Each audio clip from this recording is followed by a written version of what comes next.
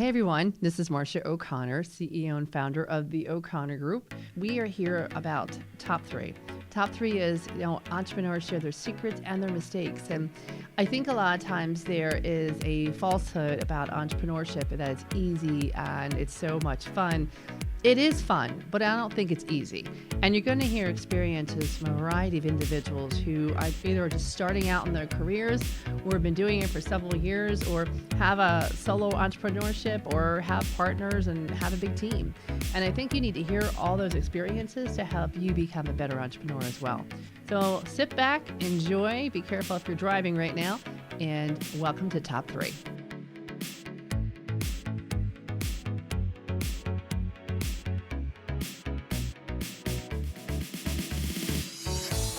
Hey everybody, it's Marcia O'Connor here with the O'Connor Group, and this is Top 3, where entrepreneurs share their secrets and mistakes.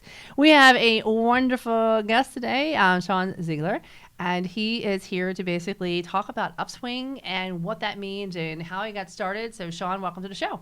Appreciate it. Thank you for having me. My pleasure. And obviously, Sean, you are residing here as one of your locations is the Line Space here out in Westchester, Pennsylvania. Mm-hmm. Upswing, you have a partner and all too. So why don't you take a few seconds to talk about what is Upswing? Yes. So in short, Upswing is a social media platform and marketplace for all things wellness. So if you look at other, social platforms like TikTok, YouTube, LinkedIn, or whatever it might be, they all have their creators of the platform. Our creators are coaches, where they create workouts, programs, content, whatever it might be. Awesome. So how do people know about you? So how do they know about, a lot of different initiatives. So one kind of beautiful thing about the model really is our coaches, they have a lot of clients. They want to grow their audience. They want to get more clients. So they're promoting the platform on their social medias that they already have built audiences on to bring to Upswing. So that's one of the most dominant ways we get an audience initially. Phase 2 would be a lot of channel partners. So working with different entities that have similar consumers where there's synergistic efforts where if, they bring their consumers to us, it's actually beneficial for them. Sure. So we have a bunch of different channel partners that we'll work with to implement phase 2 of growth. First is get the coaches to get their members though. That is wild. And so how did it start in the first place? Like, how did this concept come to you guys? Because you have a partner too. Yep. So the original idea actually came from my partner, Chris. So Chris was a personal trainer himself and health benefits consultant on the side, but he personally trained on the side. And then during COVID, peak COVID, everyone had to go home, gyms closed, a lot of coaches lost their jobs or had to pivot online. He had a few clients that happened to be friends with each other. So they're like, Chris, can you build something for us? So he put this elaborate Google Sheet program together with its leaderboard. People would log their workouts, had a leaderboard. Then he had a group chat, and then he would send video demos through Slack. But, all the users, all the clients loved it. But as a coach, you can imagine how tedious that would be to do and run. So we looked at another software thinking there would probably be something that just captured this. And there was nothing. There's a bunch of CRMs out there for, building programs or managing clients or whatever it is, but no consumer focused community app, right, around fitness. So he started to look into it, and then fast forward a couple months, when I was in college, I had a custom t-shirt business where I made shirts for the clubs, teams, fraternities, etc. And Chris knew that because we knew each other. He came to me, I was like, Sean, can I get some shirts and work on this new thing? Called Upswing. I'm like, no, Chris, I'm not in school. That was a school thing, but tell me about this idea. He started telling me, and go back 10 years prior to this, he was actually my personal trainer. So he taught me everything I knew about fitness and wellness. He built my original program that I still had in college and followed. So from the consumer perspective, as he's telling me, I'm like, Chris, this would be awesome. I would have, forget the shirts, but this would be awesome. I want to get involved. So I actually ended up investing early on. Then we started meeting for coffee, grabbing a drink, and we're like, let's build this thing. And then that was about a year and a half ago. Wow, that's awesome. And then, so let's go back though, because you had another business in college, you said. Yep. So talk about that real fast. Yeah. So in college, that was probably just part of the itch. It was not any revolutionary idea. It was more I'm in college. I want to build something else because I had another company besides that. But that company, me and my buddies, for my first company that I had at the time, which was a landscape company, I always had to make shirts, and I worked with the screen printer. I was like, this is easy. I could just make my own shirts, save a lot of money. I can make whatever I want. So then me and my buddy, who's like a graphic designer, more artist, we're like, let's create just a custom t-shirt business for all these, fraternities, clubs, teams. They're always getting shirts. So we just did that, while I was in college, and it was fun. It was great. Made a lot of shirts, made decent money doing it. Was, like I said, nothing I was passionate about, more of like an itch. I just wanted to create something, build that. But I dropped that once I left school. It was really just a hobby, that made good money, I guess. I understand production, inventory, sales, the Oh, basics yeah, of no doubt. any kind of company. You need to do that. So Absolutely, yeah. that's awesome. So you sort of have that serial entrepreneurship inside of you. Yeah. There's definitely, you learn all that. I mean, I would say doing like stuff like that, like Fresh Press, that was what it was called, in the other companies I started, like that's where I learned most. It wasn't from my education. That was just like, a little gravy. Oh, this, that, it makes sense. But by doing it is what really instilled in my mind, how to run the books, how to, manage the inventory, how to get sales, really, how to make money, and then track, maintain, account, etc. So it was all from that, really. It's crazy. And then how did you meet Chris? So Chris, 10 years, prior to starting Upswing, he was actually my personal trainer. So my cousin at the time was dating him. I was just getting into high school and was looking to train for sports. And he was just starting coaching, like he just started. She connected us. They're actually married now, which is cool. But so he taught me everything I knew about fitness and wellness in the first place. That's how we met. Really. Oh my goodness. Okay. Yeah. And then came full circle. And then how are you doing that? Because obviously I have a lot of entrepreneurs that come on the show, and they are by themselves or they're solo entrepreneurs. You have a partner now. Right. How does that go? I mean, I love having a partner. So previously in the first business, I didn't initially. I had a partner, he left, and then it was just me. And it's fine. Like I love operating by myself. You can kind of do it as you please. But having a partner, especially one that you collaborate well with or have, synergies, like his skill sets match mine, it's incredible because you can just do not just double the work, like almost quadruple the work, just because the stuff compounds. Now, the biggest fear sometimes is like choosing the right partner or having, founder falling outs or whatever it is. So what it comes down to is like you as an individual, because, me and Chris, we do not agree with each other all the time at all. In fact, we constantly disagree with each other. But it's that disagreement that leads us to the best result. Because at the end of the day, we have the same, vision and the same value, and we both want to grow this to be the #1 wellness company in the world. So it's not like an ego thing where I think I'm right, you think you're right. It's like, all right, well, why do you think you're right? Why do you think this is the way? Why do you think this is? And I'll share how it is. And we always come down to like, all right, well, let's find, it's not a compromise necessarily. It's like, let's find the best way about this and both understand why that is. So it comes down to you as an individual to be able to, one, take that ego, like I want to be right, I want to do it my way, out of it, and really just have that end in mind of like, where is this going? Why? There's obviously different perspectives. So I love having a partner. I think, you can accomplish way more in my sense and doing what I'm doing with a partner. I'm not saying you can't do it alone either. But. Absolutely. But I think it's best to have people around you that will disagree with you. 100%. I think it's very healthy. And I think I always tell people too, I'm like, if you're agreeing with me, I don't need you, right. And I just want to make sure people understand that. But I like hearing their point of views and what they're going. But such an important piece to figure things out. Now, tell me about your company, our employees, your vision, where you want to be in the next 3 to 5 years. Yeah, Upswing. So right now we have about 6 full-time employees. So it's Chris, myself. We have 2 growth reps or sales reps, 2 full-stack engineers, and then 2 part-time people, our CTO, Nico, and then Robbie, who's our graphic design, product UI, UX guy. They're actually both in the room over there. But the big vision with this is, like I said, we want to be the #1 fitness and wellness company in the world. And the ultimate mission is to really like unite people together through wellness. Wellness and fitness is a great place to connect with people. It's a great thing for ourselves, for our health, for our mental health, physical health. And it's just a great place to meet people. You're not fighting, you're not arguing over it. You're just going after something that's positive together. Right.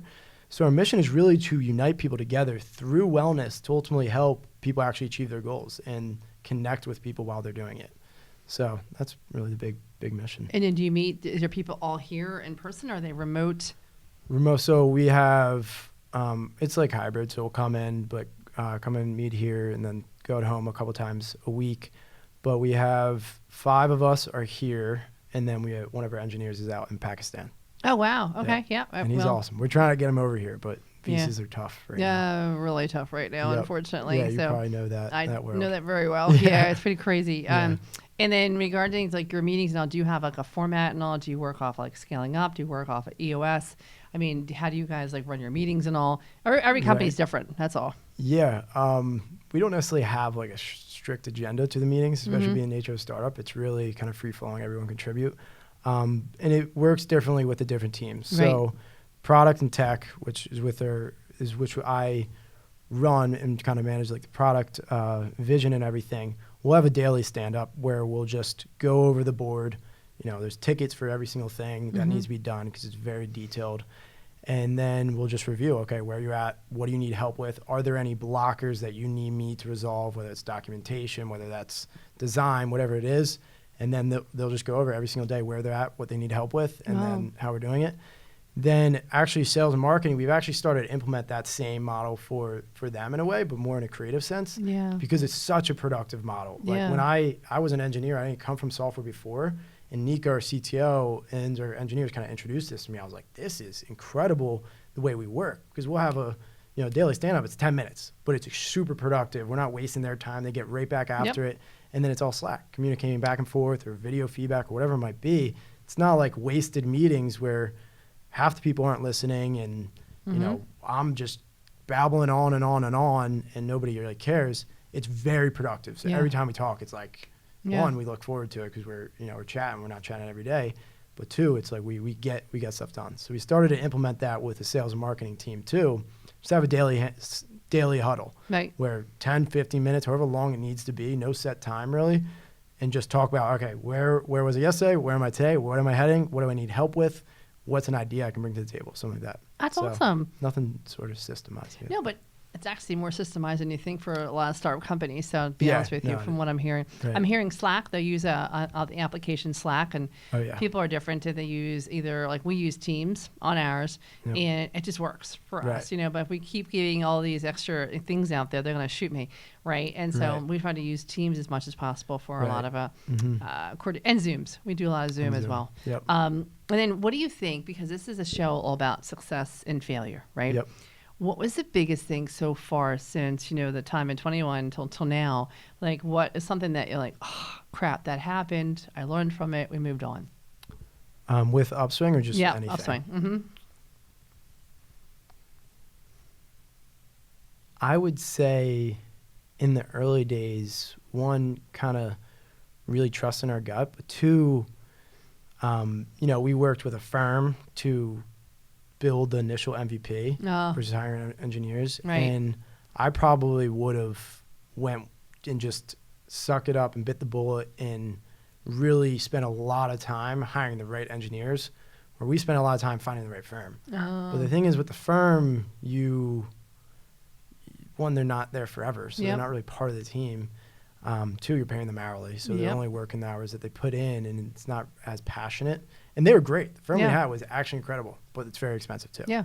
And it's 6 months of time where we could have been, bonding with the team, building the team. They're familiar with the code versus then going and hiring and them having to learn the code and everything. And granted, 2 engineers did a great job with that. There's no problem. Now we have everything's in-house and we build it all in-house. But that's what I would say. I mean, I would, even though there's ambiguity, it's easy to hire a firm to just do it for you because they have all the pieces and puzzles. And sometimes that's good in the beginnings, but sometimes you got to just bite the bullet and really, trust your gut or go for it and try to find the right person who can do it. Yeah. Because in the long run, I think it pays off more. Wow, that's great. That's one thing. And then what do you think is next for you? Like how big do you want to become? Like you said when we first sat down, that you wanted to be a massive company that people really look up to and get something for and feel comfortable about. What does that look like? Yeah, what that looks like is where Upswing is the first thing that you go on every morning to check what you got to do for the day in terms of your fitness and wellness. It's the place that you go anytime you're looking for a workout, you're looking for advice, tip. It's something that people are on their phone every single day. Because you look at the products today that people are looking at every single day, what comes to mind? Facebook, Instagram, TikTok, Snapchat. I'm not saying they're terrible things, but they're very habit-forming products that people are literally hooked to. So we want to create that and use that. Unfortunately, but yes. Right. We want to create that same thing, implement the same consumer psychological things that they've built into their product Right. into ours, and use that superpower rather not as something destructive, but something that Yeah. can be very positive. Yeah. Because the thing with fitness and wellness is like it oftentimes 6 months to achieve your goal, right? You want to Yeah. lose weight, gain weight, get stronger. So it takes a lot of time. So a result of that is 70% of people fail to do so, right? So we had to look back at like, how do we get people like rewarded or feel that result day one? Right. Not by day 200, you know? So that's what we're doing. We want to build a product that's habit forming where they're just on it every single day. And ultimately, in the long run, they'll achieve their goal through that. Are you working a lot with colleges and universities? Only because I would say the sooner you get them hooked on something like that, that's part of their routine, the better it's going to be. Because once they're out of school and once they married and then they have families and all too, like, you know, that just takes priority. For sure. How to put it in their place. Have you thought about how to do that? Yeah, absolutely. So the platform is all like group focused. So when you think about teams, schools, whatever it might be, it's perfect for them. Yep. So these teams, both high school teams, college teams, whatever it be, they'll be able to create their own group, you know, just like high school football group or whatever it might be. Right. And then that group can go and discover different workouts, programs, et cetera, on the Discover feed. But all that data will then live in their own group with their own group chat, leaderboard, you know, community themselves where they all see what everyone's doing. Right. So that's how we'll implement with high schools, colleges, any sort of team, companies even, through those groups. That's awesome. Yeah. And then obviously you come from a big family. You know, you said you're one of 6 boys, which is crazy. Poor mom. And, you know, in regards to just having that teamwork and getting along with people and getting things moving, you know, how do you use those skills today in what you do? So part of it, especially being, you know, 6 boys, you imagine there's probably a lot of fighting. But with that, like I love all my brothers. I'm very close with all of them and through the fights. So we might fight, we might disagree, we might get physical, we might get mental or whatever it might be. But it always, you know, at the end, we fall back on each other. We say sorry, forgive each other so that we're able to have these deep dialogues. I mean, you see at dinner table, it's like, you know, my brother just got married. She's probably, what the heck? But, there's always like some deep dialogue or argument because we're not afraid to go deep with each other. Yeah. And even if it's going to hurt somebody's feelings or whatever it is. But the same thing applies when you're building a team. Like, I don't want this to be all, you know, at level, like high level. I want to go deep with the team, and because that's how you solve deep problems. Sure. But sometimes feelings might be hurt. Sometimes you're not going to agree with everybody. So I think the process of growing up, you know, in that big family, I'm not afraid for somebody to say I'm wrong. Someone disagrees with me, that's totally fine. I actually encourage it. I'll challenge back, of course. I'll be open-minded in hearing it. And sometimes I'll have to sit back, you know, a day or 2 or 3 later and recognize, like, shoot, I totally was wrong, like, or I should have handled this better. And that's what it taught me to do those things. Awesome.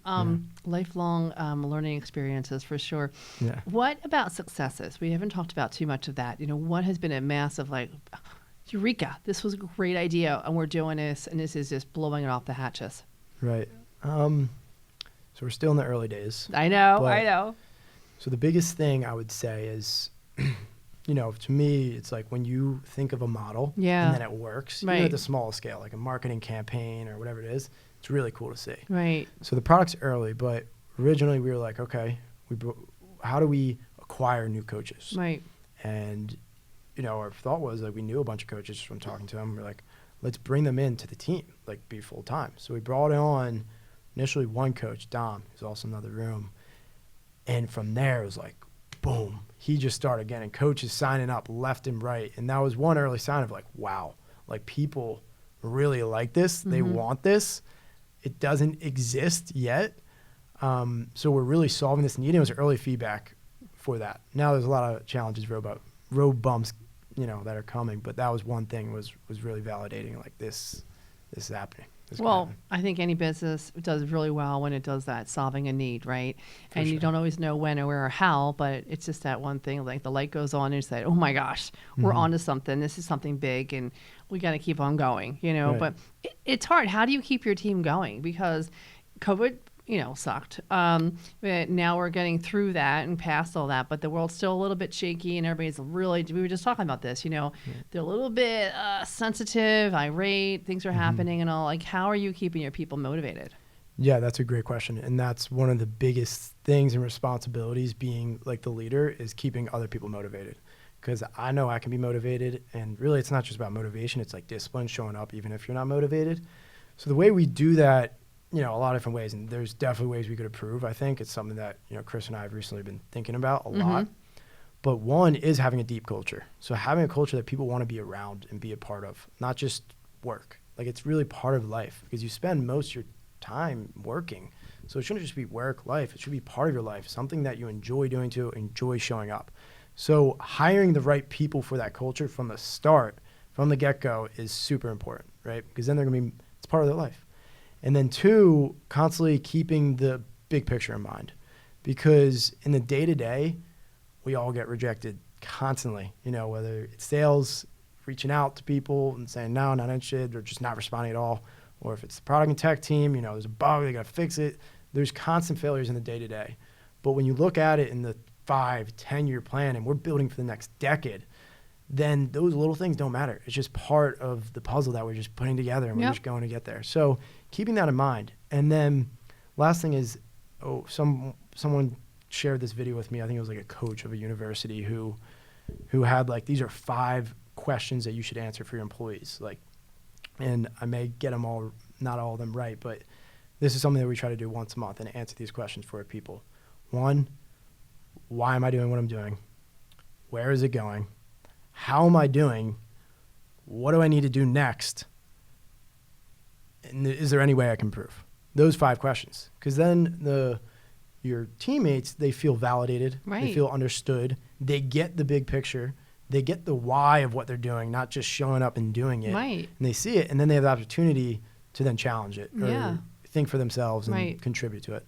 So those 5 things are 5 questions that, we just recently started implementing to do with our team and answer those 5 questions for everybody. Right. So I think was a cool insight that I got from that video. I think that's a huge insight. And then, moving forward and what you want to do, and what do you guys do to basically be around peers and other entrepreneurs? Yeah, I would love to connect with more. Mostly right now, it's like LinkedIn. I just reaching out to people, connecting. I'm obsessed. We need to talk. So I'll just connect totally clue you in. Yeah. But so I'll just connect with a lot of LinkedIn because I am on the younger side for sure. So there's not many people my age, unfortunately. There's a lot of people who want to start doing something, but there's not a lot who are. So it's hard to find people my age. So honestly, most of the people that I connect with in terms of other founders are, 30, 40, 50. Yeah. So I really LinkedIn, connecting with them, talking to one, asking if there's somebody else I can talk to. Because like I said, I love learning from other people's journeys, learning from their successes, failures. So that's probably the biggest piece. I'm not in any group or anything, but I should be. Not yet. Not yet. We're working on that, so don't you worry. Crazy question, because of your model and how you do it, how do you guys make money? Yeah, so it's free for both coaches and consumers come on, just like a social platform. And then coaches create what we call an upspace, which is essentially their community, right? And they charge a monthly subscription to that upspace. They get paid, and then we take a percentage of every transaction when consumers sign up. Oh, got it. Okay, that's interesting. Yeah. It's just a subscription model in the long run. So yeah, it's basically like a transactional subscription model, right? Everything's subscriptions, but we're taking a transaction fee off of it. Wow, if you think about it. Good for you. Wow, how about that? And what do you think? Because I think the fitness industry, we haven't even knocked on the door of how large it's becoming. I had heard the other day that Nike is going to be redoing their whole marketing campaign because they really want to focus on runners. They want to take running to the next level. Right. And they realized that it was really big in the 70s. It's big now. They want to make it bigger. So they're going to have more sneakers that are going to be in that world. But what do you see, and where do you see fitness going? Yeah, I think we're seeing it right now, and especially with COVID. Prior, in particular my generation, I'll share some stats about that. But prior, it was like we had a lot of faith and trust in like the medical industry and the pharmaceutical industry. And it was like, oh, yeah, you're sick, you take this product. So it was a lot of like reactive healthcare. I get sick, I take this. But the reality is you can avoid a lot of those things by taking care of yourself before. And with COVID, it scared a lot of people. Yep. And then also was already trending in that direction with more knowledge and information about nutrition and how things how things go and how products have been made in the past. Sure. And with social media, that's being pushed out to the world. More people know it, where before the only information you got was the ads in the newspaper, which of course it's going to be, Mars promoting their M&Ms or some bad thing. So there just wasn't information about it, but now there's more information. There's more movement towards it than ever before.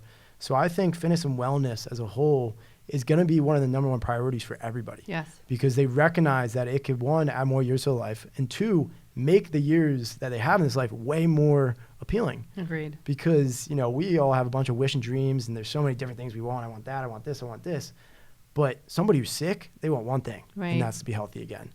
And, we've learned that. And the way to do that is by taking care of yourself before. Yeah. What you consume, what you do. And there's so many different, studies and information that are going towards it. So I think it's going to be literally something that every single person implements in their lives. Yeah, I do. I think it starts with the kids moving up. Definitely. And I think we've been told the wrong things in regards to the pyramid triangles. And Mm-hmm. you really can't have that many servings of bread, per Right. day. And I think, they're trying to see all that. And I think the kids today, if I see, like my son's 21 and he's super into fitness and healthy and Mm-hmm. eating right every day and counts all his calories and Yep. does his protein shakes and Right. how that stuff and lives for it. But it's almost, if he doesn't go to the gym, I can tell him, like, yeah, you didn't go today, did you? Right. I can just see the mood change, It's an Fascinating. immediate thing. Yeah. Yeah. That's why I say normally traditionally you look at fitness and wellness as a 6-month thing. Like, Yeah. oh, I get the goals when I lose this weight. But the reality is it's really, you get the results day one Yeah. with your mind. And that's why I do it. And that's like how it should be changed and looked at. Yeah. It's like day one, literally the dopamine, the serotonin, you get that day one. And like you said, the mood's different. Your productivity is different. You feel Everything. happier, mood booster, you sleep better. Yep. So that and it ties into like mental health and Yeah. mental health. There's a mental health crisis, yet there's all these solutions where you don't need medication to solve. And in fact, I would argue that medication is probably going to make it worse, but you don't need it. There's all these things that can help you, one, prevent that, but also then deal with it if things come up, because things will come up. But you Yeah. have all these tools and resources that are virtually free. You just Yeah. need to actually take action and effort to do that. Yeah. And that's what we're trying to help, to make it more fun, to make it more social, to give them more guidance, accountability, et cetera. Oh, I love it. I love that idea. So what do you read every day? Do you read, are you like a massive book fan, an Audible fan, a podcast fan? What do you do to stay on top of the curve? Both. I definitely go through phases. Right now, I probably all of it. I love podcasts. So I listen to podcasts all the time, particularly if I'm in a car. Who's your favorite person right now? Joe Rogan. Oh, yeah. He'll Yeah, probably always be Rogan's my out favorite, there. just because he has so many other people. But He's hot and heavy right now. Yeah, and he'll be forever because he's so just like real and authentic. But Andrew Huberman is big. Andrew's really great. love him. His podcasts are awesome. Awesome. Yeah. And it's all about, neuroscience Yeah. and psychology. And I'm particularly very interested in that. Yeah. Because, one, the mental health stuff, but two, like you can implement it in everything you do. Yep. Whether it's sales, marketing, Totally agree. product, everything. So those are probably two right now. How I built this growing up was great number one. one. Yeah. Yep. So that was probably Yes. my number one. But now it's, I'd like to diversify and just learn about everything. Yeah. It's fun. You I have get so many that perspective. I like out there too. So Yeah. it's pretty. It's hard. It is hard, Yep. and because it's only you have so much time in the day. So now I do like speeds up like 1.5 or 2, Oh, really? just You to do that? Yeah, listen to yeah. them faster, so I Right. can get it in, and because I want to have like 3 in an hour, and I'm like, I Right. can do this, Yeah. So I've learned to do and listen really fast. Yeah. When I had a landscaping company before, it was brutal work. But what was great about it was I was the earphones in all day and I could just listen to podcasts for 12 hours a day. It was There's great. something to be said about that. It wasn't such Yeah. hard labor. That would be like an awesome job because Just- I love yeah, being just- outside and being in the exactly. sun and Yeah. and feeling like at nighttime you went to sleep, you're like, I deserve this sleep, Right, yeah, because you yeah. were so exhausted, Yep. right? And you're active during the day. Yeah, Yeah, exactly. there's something to it for sure. That's one thing I miss. I think people become, you're so busy and it's like you really can get zoomed out, where on Fridays I tell people, I'm like, yeah, I'm not doing a Zoom with you. I can't. I will Right. call you. I will walk and talk with you, Right. but I will not do a Zoom Yep. because we are just both wasting our breath that day. Yeah. And so go out and walk. I'll go and walk and we'll talk. Yeah, Zooms are brutal. I set my schedule. I don't do any calls on Monday, Wednesday, Friday, except like urgent ones, but my calendar I block out. And I only do calls across the board after 12 Wow. and Tuesday, Thursday. So anyone who's booking a call, it's only Tuesday, Thursday after 12 Wow. for that exact reason. Like I can't just be at a screen. Like I Right. need to be able to think. I need to be able to do. It's a distraction a lot of times. So I'm Wow. big on that. Yeah. Well, we're in that HR consultancy, so I could probably not survive unless I take those calls. You know what I mean? No, Because for of what we sure. do, There's right. every But everybody's role different, requires right. different things. Mine, fortunately, doesn't require me to be on the calls much versus my team. Yeah. So I try to, and I'm sure with time, like my schedule's probably gonna fill Yeah. with more calls, but I Right. try to be very strict to that because that's when I do my best work. That's when I'm gonna be the best on the call. Yeah. So I try to be as strict as possible with Good that. for you. Sean, Yeah. how do you take care of you? Fitness and wellness. Really, I take great care. I mean, I try to eat very well. I work out every single day. I try to learn every single day because I think that's underratedly super important. Agreed. Constantly learning, not just what you're doing, you're going to learn throughout the day. But recently I started a challenge, it's an iteration of this program called 75 Hard, but part of it is I have to learn an hour a day, every single day for 75 days, and I have to pick that thing in the beginning. Because part of the thing with learning is it's new when you pick up something new. Right. And then you suck at it and you don't like it as much. So I forced myself for 75 days I'm learning this. And then by day 20, like I'm at the point now where I'm like, all right, I'm getting good at this. This is fun. And it keeps my mind sharp, keeps my mind, I can think better. Because my mind's just working, about learning something new, not just doing. I'm actually consuming and learning. So What are you learning right now? I'm learning how to code. Oh, really? Yeah. I want to Which- help our engineers out and be a Wow. part of it. Yeah. Which code? It's a full stack program, so I'm learning HTML, CSS. So HTML is like the website. CSS is more the styling. Yeah. And then JavaScript and SQL. And then Mhm. right after that, I'll learn our tech stack. That's kind of the basics, which is React Native and Node.js. Oh my So God. it's a lot, but they all kind of Yeah. you start to just understand the way Oh my it gosh. works pretty quickly. So. I had taken MIS as a minor in college, and then I Okay. had that thing called Cobalt. Yep. And I, to this day, it was like death over. And I was thinking, Right. like, who does this every day? But they do, and Oh my obviously these gosh. computer science And there's people are some running the world brilliant right people. now. Right, exactly. Yeah. So it's Yeah. interesting to see how that all works out. But crazy stuff. Well, good luck to you. Yeah. Thank you. Thanks for being problem. on the show today. I wish you the best of luck. We're going to talk offline about what you get involved with. Yep. I have a few organizations that you probably should tap yourself into and Okay.